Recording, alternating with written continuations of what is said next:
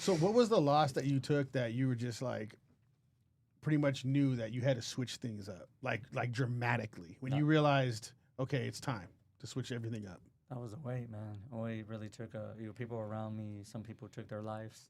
They thought that was it. They thought it was the end of the world.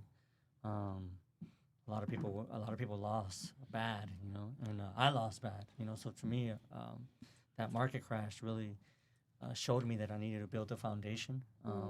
Back then, I was like thinking I was gonna be like, I'm a fan of hip hop in a sense. So at the end, I was like, I would look at like Jay-Z and obviously Puff Daddy, Diddy, whatever at that time, and I would see how they would like move around and do certain things. And I'm like, okay, they can invest here, they invest here. So when I was making money in real estate and I invested in the music industry right now, I invested into doing my own music studio, and now I'm gonna invest here in a computer chip.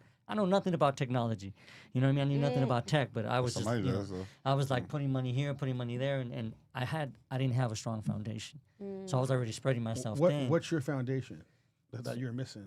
So at that time, so I didn't About have spiritually. no. The business, Yeah. like the businesses were completely founded. You know what I mean? I were didn't just have the doing- you systems just and putting money procedures. I in didn't just have because. infrastructure. I'm just like I'm making money. I'm gonna throw it here, throw it there, throw it everywhere. And so a lot of people do that make that mistake, right? They start making money and they're like, this person pitches them with something. They're like, oh, now they feel like they're part of Shark Tank. Like, no, finish your foundation, build up, and that's what I did. So.